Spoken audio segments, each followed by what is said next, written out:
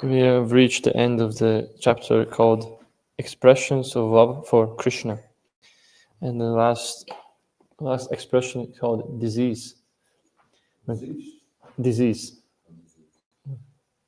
When Krishna was absent from Vrindavan and was staying at Mathura, some of his friends informed him, "Dear Krishna, because of their separation from you, the inhabitants of Raja are so afflicted that by they appear to be diseased and they cannot move properly. They are simply lying down on the ground and breathing heavily." In the 10th canto, 12th chapter, verse 44 of Srimad Bhagavatam, Maharaj Parikshit asked about the Lord Ananta, and upon hearing this question, Shukadeva Goswami began to show symptoms of collapsing. Yet he checked himself and answered King Parikshit's question in a mild voice. This collapsing condition is described as a feverish state resulting from ecstatic pleasure. There is another statement in Srimad Bhagavatam telling of the damsels of Braja meeting Krishna at the sacred place of Kurukshetra many years after their childhood pastimes. When they met in that sacred place, all the gopis became stunned by the occurrence of solar eclipse. Their breathing, blinking of the eyes, and all similar activities stopped, and they stood before Krishna just like statues. This is another instance of a diseased condition resulting from exuberant transcendental pleasure. Exuberant transcendental pleasure. Nectar devotion ki jai.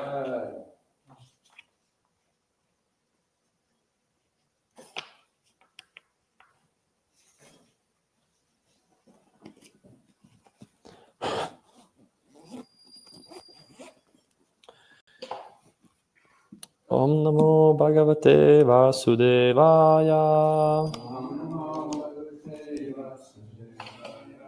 Om Namo Bhagavate Vasudevaya. Om Namo Bhagavate Vasudevaya.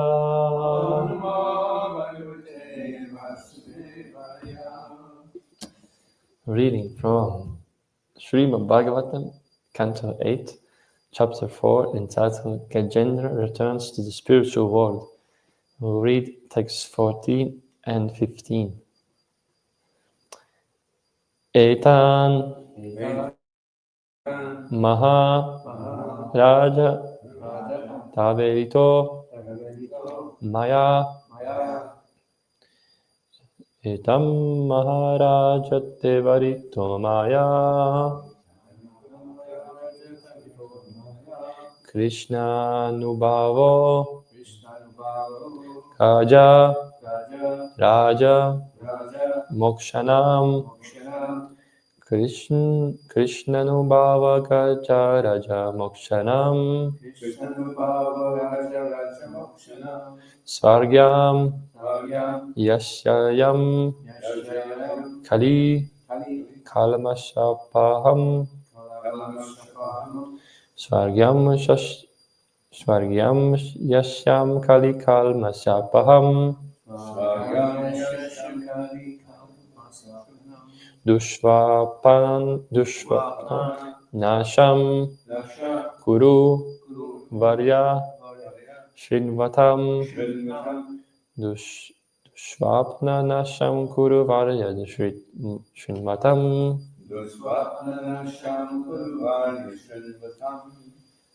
Etam Maharaja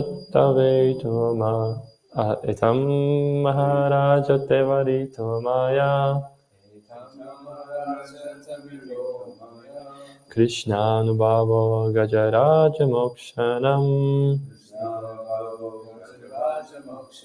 Svargyam Yasham Kari Kalmashapaham Dushvapana Nasham Kuru Varya Shinvatam Etam Maharaja Taverito Maya Krishna Anubhavo Gajaraja Mokshanam Svargyam Yashayam Kali Kalmasapaham Dushvapnanasham Kuruvarya Shinvatam Etan Maharaja Tavedito Maya Krishna Nubhavo Gajaraja Mokshanam Svargyam Yasham Kali Kalmaspaham Dushvapnanasham Kuruvaryan Shinvatam Etan Maharaja Tevedito Maya Krishna Nubhavo Gajaraksha Mokshanam Svargyam Yashasham Kali Kalmasapaham Dushvapnanasham Kuruvaryan Shinvatam Etam Maharaja Tevedito Maya Krishna Nubhavo Gajaraja Mokshanam Svargyam Yasham Kali Kalmaspaham Dushvapnanasham Kuruvaryan Shinvatam Etam Maharaja Tavedito Maya Krishna Nubhavo Gajaraja Mokshanam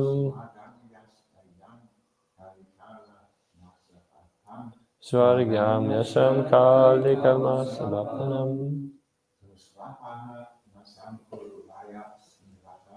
Dushvapnanasham Kuruvarya Srinvatam Etat this Maharaja O King Parikshit Tava unto you Irita described Maya by me Krishna Anubhava the unlimited potency of Lord Krishna by which he can deliver a devotee.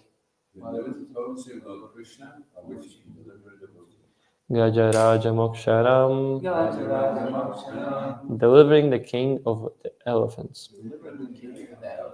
Svargyam giving elevation to higher planetary systems. Yashasyam increasing one's reputation as a devotee. Kali Kalmasya Apaham diminishing the contamination of the Kali Yuga. Dushvapnanasham counteracting the cause of bad dreams. Kuruvarya, O best among the Kurus. Srinvatam, of persons who hear this narration. Translation.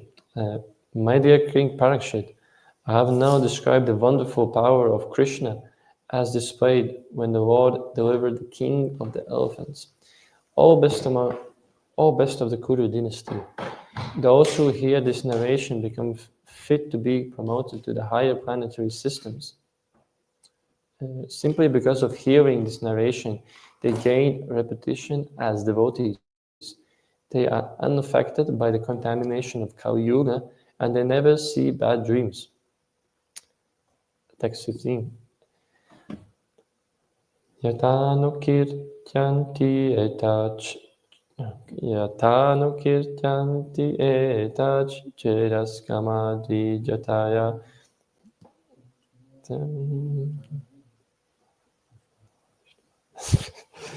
Yatanu kirtanti Etach cheraskama dvijataha suchaya prata utaya dushva pandi upashantaye. Translation. Therefore, after getting up from bed in the morning, those who desire their own welfare, especially the Brahmanas, Kshatriyas, Vaishyas, and in particular the Brahmana Vaishnavas, should chant this narration as it is without deviation to counteract the troubles of bad dreams. Purport by His Divine Grace A.C. Bhaktivedanta Swami Srila Prabhupada Ki Jai. Every verse in the Vedic literature, especially in the Srimad Bhagavatam and Bhagavad Gita, is a Vedic mantra. Here, the words Yatanukirtyanti are used to recommend that this literature be presented as it is. Unscrupulous persons, however, deviate from the actual narration and interpret the text in their own way with grammatical jugglery. Such deviations are to be avoided. This is a Vedic injunction supported by Shukadeva Goswami, one of the Mahajans or authorities. He says, Atanukirtyanti, one should recite the mantra as it is, without deviation, for then one will be eligible to rise to the platform of all good fortune. Shukadeva Goswami especially recommends that those who are Brahmanas, Suchayaha, recite all these mantras after rising from bed in the morning. Because of sinful activities at night we have bad dreams, which are very troublesome. Indeed, Maharaj Yudhishthira was obliged to see hell because of slight deviation from devotional service to the Lord. Therefore, Dushvapna, bad dreams, occur because of sinful activities. A devotee sometimes accepts a sinful person as his disciple, and to counteract the sinful reactions he accepts from the disciple, he has to see a bad dream. Nonetheless, the spiritual master is so kind that in spite of having bad dreams due to the sinful disciple, he accepts this troublesome business for the deliverance of the victims of Kali Yuga. After initiation, therefore, a disciple should be extremely careful not to commit again any sinful act that might cause difficulties for himself and the spiritual master. Before the deity, before the fire, before the spiritual master, and before the Vaishnavas, the honest disciple promised to refrain from all sinful activity. Therefore, he must not again commit sinful acts and thus create a troublesome situation. Om Jnanatimirandasya Jananjana Shalakaya Chakshurumiritam Yena Tasmai Shri Guruve Namaha Shri Chaitanya Manobhishnam Sthapitanyena Bhutale Swayam Rupam Kanamayam Dadati Swam Padantikam Vanchakalpatruvascha Kripa Sindhu Evacha Patitanam Pavanebhyo Vaishnavebhyo Namo Namaha Shri Krishna Chaitanya Prabhu Nityananda Shri Advaita Garadhara Shri Vasadi Gaura Bhakta Vrinda Hare Krishna Krishna Krishna Hare Hare Hare Rama Rama Rama Hare Hare Namo Vishnu Padaya Krishna Prasthaya Bhutale Srimate Bhaktivedanta Swami Niti Namine Namaste Saraswati Devi Gauravani Pacharine Nirvishesha Shunyavadi Pashyatate Shdarine. So we'll read the translations again. My dear King Parikshit, I have now described the wonderful power of Krishna as displayed when the Lord delivered the king of the elephants. O best of Kuru dynasty, those who hear this narration become fit to be promoted to the higher planetary systems. Simply because of hearing this narration, they gain reputation as devotees. They are unaffected by the contamination of Kali Yuga, and they never see bad dreams.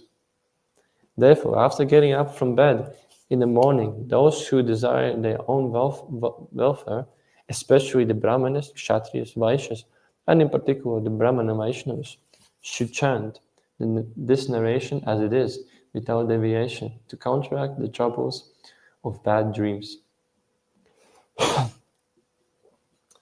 Hare Krishna. Hare Krishna. So Shukadeva Swami emphasizes how potent it is to simply recite and even just hear these verses. Because it's, even just by hearing these pastimes of Gajendra, his prayers, how he was delivered, Shukadeva Goswami claims to be, we can get a repetition as being devotees. And interesting thing that's coming up, and also Prabhupada's mentioning purport, is that in order to avoid bad dreams during night, one is recommended to recite these verses before getting up in the morning. And it says that Maharaj Yudhishthira, because he had a slight deviation from devotional service, he saw the hellish conditions. So he was obliged to see hell because of slight deviation from devotional service. So I have a question. Have you ever experienced a bad dream and saw like hellish conditions, or were we always in the hellish conditions? Yes. Can you share more, please? I'd rather not share my bad dreams in Bhagavatam class. Good point, fair enough.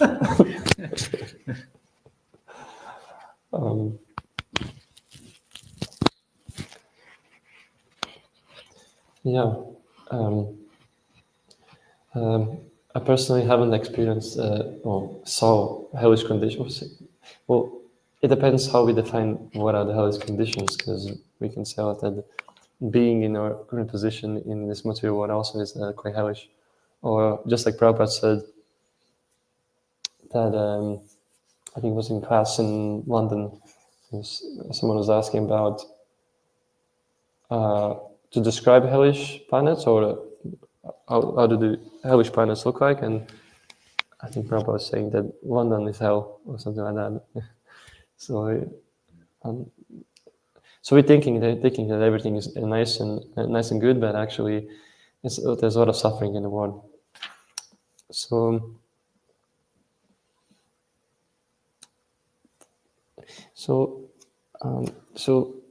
I have another thing that I want to bring out is that it's said that simply by reciting these verses, it can really help us to progress nicely, and it's especially recommended for Brahmana Vaishnavas to chant these verses. So what is it? What is? I just want to ask everyone: what is this? What is the special thing about these verses? Is it because of the Gajendra's devotion, or something that is said in his prayers, or just the pastime itself? What is that thing that is so potent that by just reciting these verses we can also get elevated to the higher planetary systems?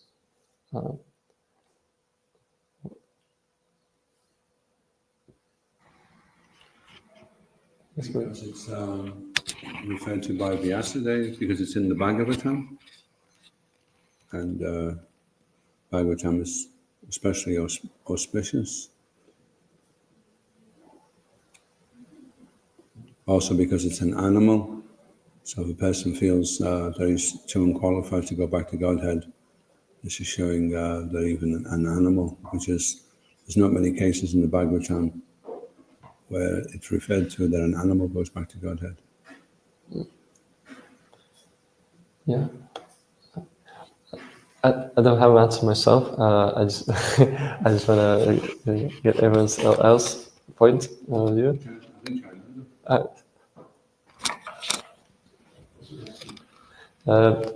why reciting these verses of gender surrender are so potent that we can, by simply reciting or hearing them, we can go back to, we can be elevated to the higher planetary systems. And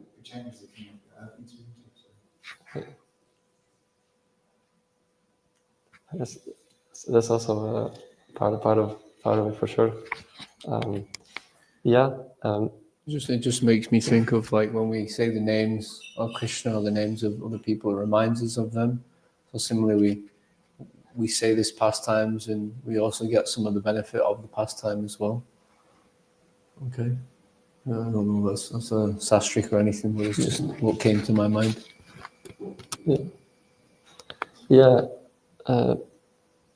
Gabriel went back to, he got Sarupya Mukti, right? He got the same form as the Lord. So he got liberation, went back to Godhead, or at least went to Vaikuntha planets. So there's also some benediction from these pastimes. Like we have so many benedictions in the 10th canto from reading Krishna's pastimes. It's always in relation to the demon as well. Like what they have some effect on our anatas. So similar. Yeah, definitely. That's good answer by Isha. I don't know if there is a reference anywhere that there's a particular anata, or it's saying in the Phalastuti particular unwanted things that will be gotten rid of by meditating on this pastime. One of them is bad dreams, but there's a few things, isn't there?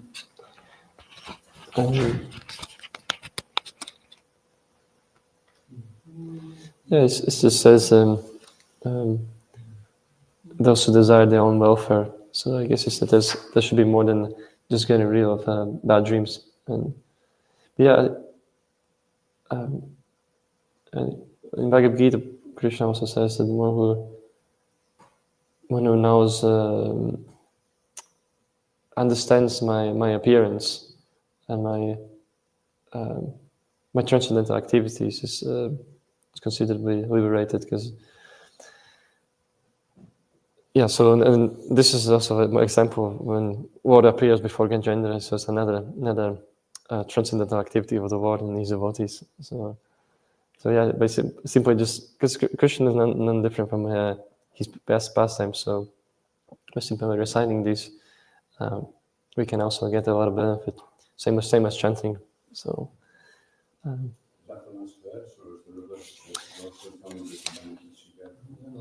There's more verses that the Krishna himself speaks, and so he goes on for some.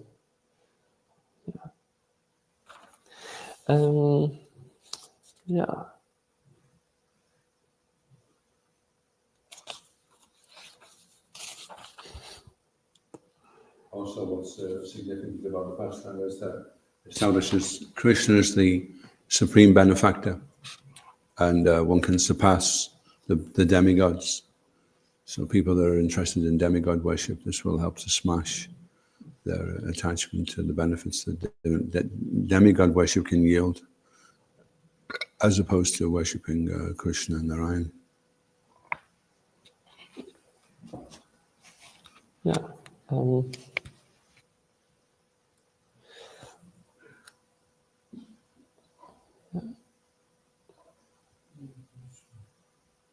So, and we should be taking also these things with great faith, because been instructed by one of our Mahajans, Shukadeva Goswami, and not in a case where, as Prabhupada says, then sometimes when different translations and interpretations are given by some maybe other persons who maybe not devotees, then they might not have that potency. But because Shukadeva Swami said that, he has that potency to actually when we actually follow these instructions, and we can actually gain that result. So same way as when Prabhupada came, and so initially during the Bhaktisiddhanta Maharaj time, everyone was chanting 64 rounds, but then because Prabhupada saw our condition, or then he minimized to the 16. So when he was saying that if you just simply follow these, then he will get us through the back door of the spiritual world back home. So when these acharyas and these personalities, when they give instructions like that, then it's something that we can very much use and take benefit of. Prabhupada also was very much eager to that we take the advantage of these books, advantage of this Krishna conscious movement, and then go back home, back to Godhead. So yes, Prabhu. There's a nice point you made about Prabhupada and Bhaktisiddhanta. That's why you're making different concessions. We can chant 16 rounds instead of 64. And I heard that like these are like deals that Prabhupada's made with like Lord Chaitanya and Krishna. So we have to actually follow Prabhupada properly to get the benefit of these deals that have been made. Like you go into the shop, right, and you want to get a buy one get one free. You have to get the right products, right? You can't mix and match this and that. It's like that. Yeah, it should be much of deviation there. Otherwise, then we will go to the shop and like, oh, can I take this item instead? For but the deal says, well, you get this one, and then you get this one for free. So you have to follow these instructions for sure. It's something. Yesterday we went to the Falkir for book distribution, and every time we go, we met this very kind gentleman named Paul. Shishi Kointai Mayapur Shashi Ki. So yeah, every time we go to Falkir, we meet this guy named Paul. Is very kind to the devotees. He knows Hare Krishna's. It looks like one of the Beatles, I would say.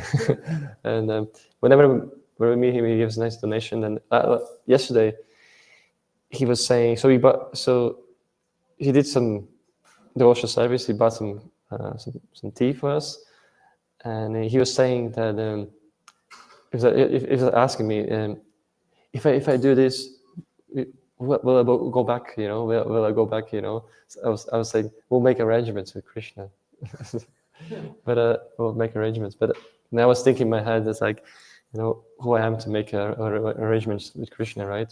But still, because he did a little bit of that devotional service, helping the Sankirtan movement, and then he will surely, progress further in his spiritual journey. So yeah, any side progress or contribution in Sankirtan movement can save one from the greatest dangers, the greatest possible danger that there might be, which we discussed yesterday, was the losing the human birth and going back to the starting from the samskara circle again, from the plant life to the animal life. And so it's very nice to see when people just kind of like come along, and sometimes like it's very hard to explain. They just kind of like, they're sometimes being kind for no reason at all. Like, and it's even for when we try to cross the street, some people just try to they stop and then let's cross the street. Even then, they get some those good points for remaining in a human form. Even little things like that. So it's very important to, as Vaisheshika Prabhu says, that when we go on a cycle, at least hit the payment.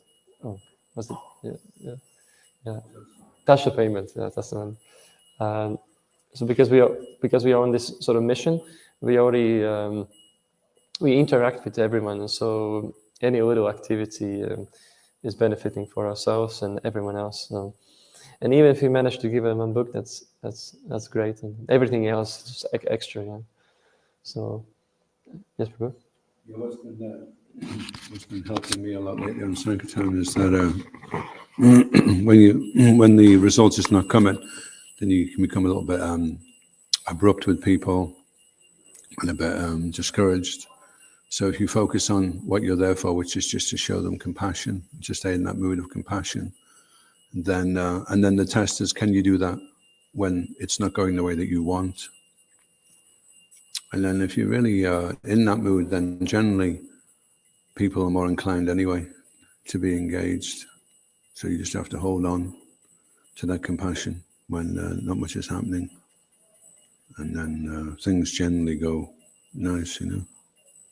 You just need a golden hour. The golden hour.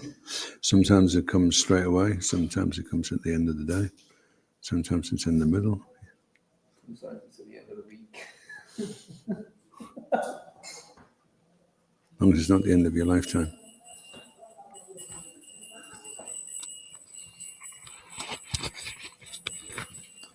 Yeah.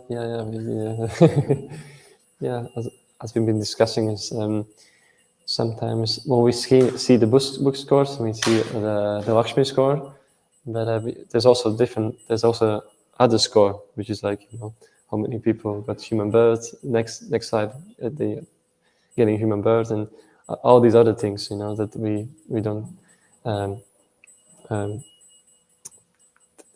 take notice of, but there's a lot of things going on behind. So yeah, and yeah, I also find it's just like making a person smile, or just have a just quick 5-second association, just quick kind of like, you know, say some good words. And what I found in Falkirk was working for a lot of people, because they're more like seniors there, more older generation. So I was just asking, you know, is it always so cold in Falkirk? Everyone's like really like, you know, kind of like ready to have a conversation, right? Whereas I would be saying like, you know, have you met the monk? They will like go away, you know. So it's like you have to find something you can connect with specific people there, and yeah, and yeah, you just make a joke, and then, you know, leave with a good impression, and that's it, you know. Engage in some chit chat. Ask them to take a book and give a donation, and then so there is not so abrupt. Stop and engage in some chit chat, and they know what you're asking them, and before they can go, you start saying, "Oh, what's this called?" And chit chat with them a bit. What chit chat, like CHIT? Yeah. I've heard someone say chit, as in like CIT, chit chat. Yeah.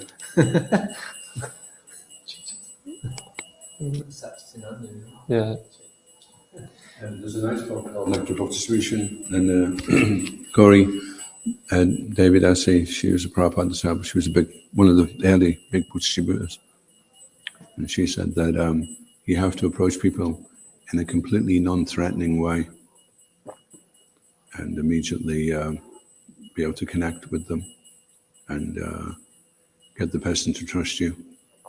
It's very mystical how it happens, because the initial persona of the person isn't very favorable. Like yesterday, this guy, he was just leaving his business. I was going to call on the business, and he rolled the window and he goes, "What is it?" I said, "Oh, I'm a monk, actually." He goes, "Hurry up." I said, "Oh, you know, we do all this work." And he goes, "No, I'm not interested." And then he went, "Garanga," and he drove off. So they put up this persona to kind of protect themselves, you know. But if you just keep trying to connect to them, then they can completely change, you know. They just have to see that you don't react to that. You're still prepared to be friendly with them, and then all the exterior just melts, you know. Yeah, we had a Bhagavad class, So yeah, every Thursday we do Bhagavad Gita class at almost from 6:30 to 8. So we had a little conversation. We were discussing about.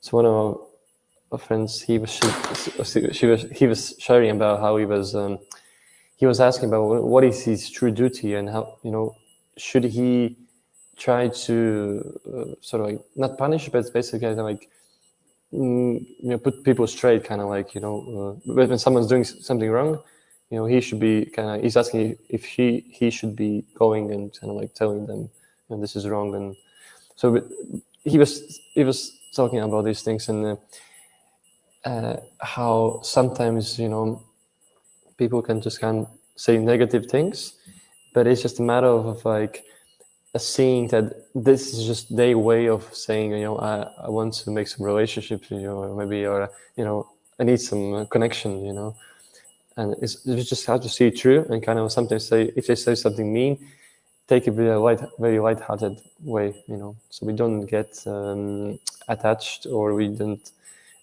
we see it through, make a sort of like a little joke or just laugh about it, and then because he was saying kind of like basically that everyone should have a sword of fire or something like that, to just fire back. Because in some of the situations, I was reading the Salt and Bread, how devotees were, how they were living in the prison, and there was a situation when the devotees he was in this camp, and it was the first day there. And when there's like a new person in the prison, then everyone's just trying to put the person down and kind of like give us something to do, kind of like just push around. So in that situation, like if you don't answer like with the fire, kind of like if you just don't stand for yourself, then you might be in trouble for that time. So in some sort of situations, like you have to kind of like step up for yourself, but most of the time, day to day, like there's other way to deal with these things, and on the Sankirtan as well, like we can, if we have that little chit chat, we can break that bubble, and then we can get to the next phase of like. There's one chairman devotee, Manita, and he's done Sankirtan all his life. He's a Prabhupada disciple for 50 years, and. He was saying a few of the things that he did on Sankirtan. One is he took a bell out with him. He would just go up to people and ring the bell, and then show them the book. Another thing he did was a guy pulled a gun out and went, "What are you going to do now?" And he stuck his finger in the barrel and said, "What are you going to do now?" And the guy just burst out laughing and ran away. Yeah, I also heard a story of someone was distributing books in America somewhere, maybe Los Angeles, California, and they're knocking on the windows, one of the windows open, comes like, okay. Sankirtan can be quite dangerous, right? Imagine in Texas. Yeah, when Vishnu Jan Maharaj first went to Texas, after those four sannyasis left ISKCON, or at least they got excommunicated for a little while, Vishnu Jan Maharaj went to Texas to preach. And, Texas is like all rednecks and racists. And, it was really, then anyway, now it was really, really bad, So when they saw Vishnu Jan Maharaj with a bald head and saffron robes and all this, they were like, what are you doing here? You're going to get killed. Like, just going through to like gas stations and stuff. The sheriff's just like, you need to leave this town, I stopped a lady from Ohio and said, "Oh, you were in the Bible Belt?" And she said, "Where the book of the Bible Belt?" Good. Hare Krishna. Yeah, devotees should have. Devotees are fearless. Should be fearless, and whenever even if it's like at the point of a gun, then have that sort of this consciousness of the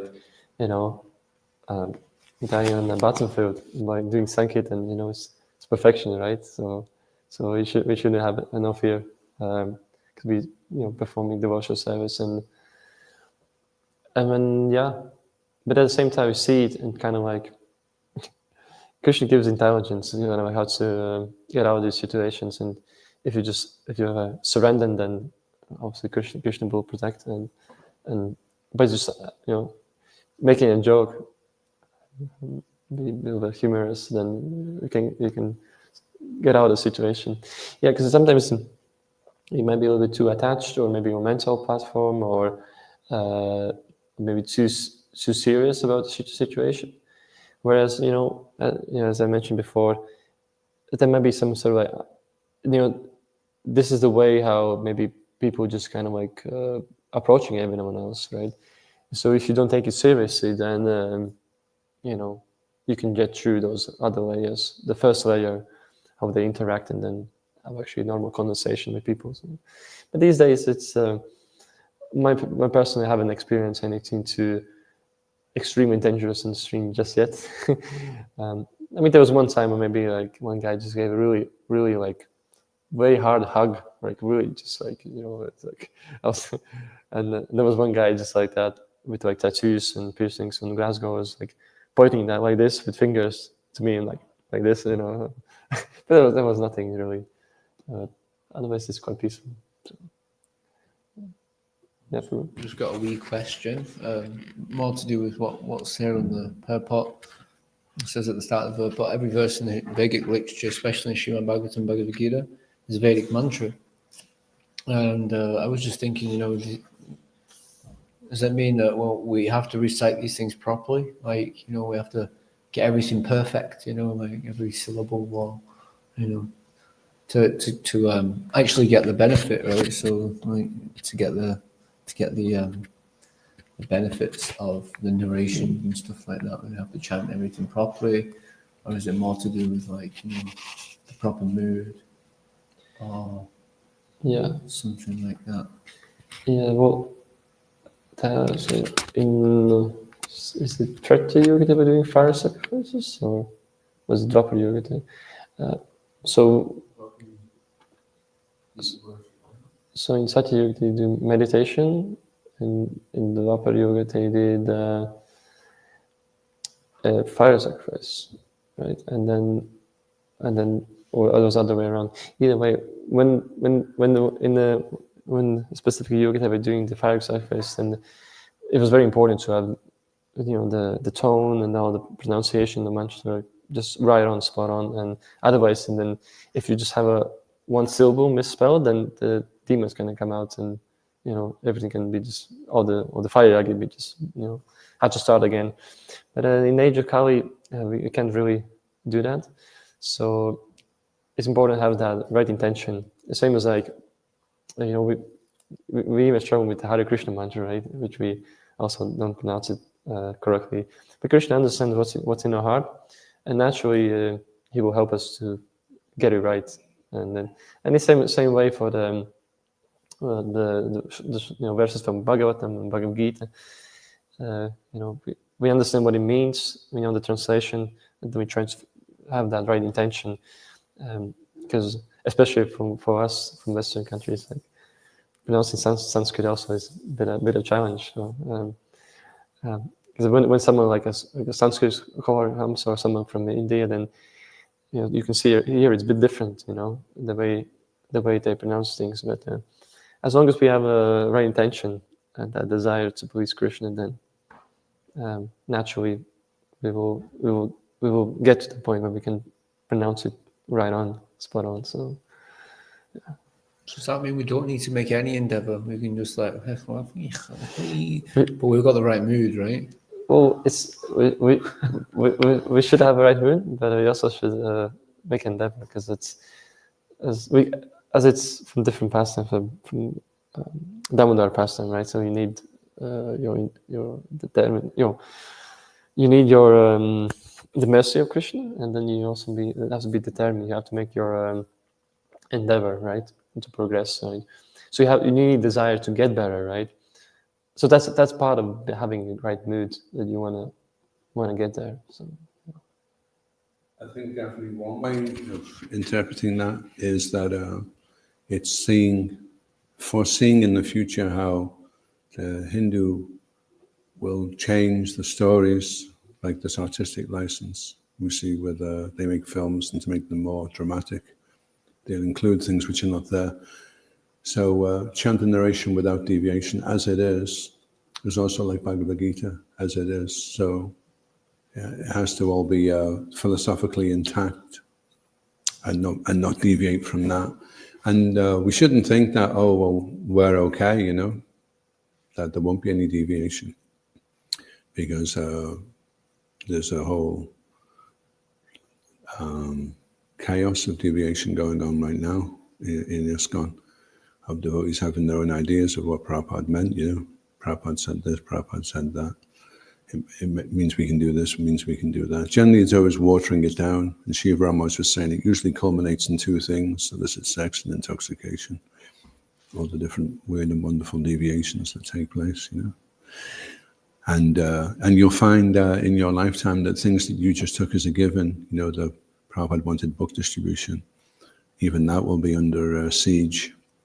So the challenge is for us to understand without deviation, and then to safeguard against others being deviated, you know, which has happened even within our midst. We've had one person here who's deviated others who see him as an authority, and then they've strayed off the beaten path to do something outside of ISKCON. So it's not a given that there won't be deviation. It's a given that there will be deviation, actually. And so all of us have to become very well versed in the philosophy and be able to see, you know, the deviations that are there.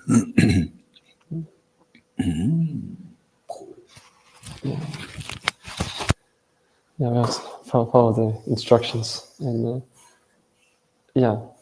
We have to understand, and we can follow. You know, that's nice to just follow, but there will be a point where you will have to be able to, because the longer you stay, the more you become an authority. Because then, if you keep following and you stay, then eventually others will be under you that are younger, and they'll be looking to you to ask, "What about this? What about that?"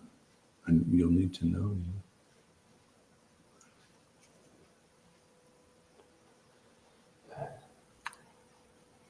Yeah. That's I'm no comments. Jai. Okay. Gantra Srimad Bhagavatam ki. Srila Prabhupada ki. Jai. Go up him and Haribo! Bhakta Reinis Prabhu ki jai. All of you. Ki jai. Haribo. Haribo. Just in time for the end of class.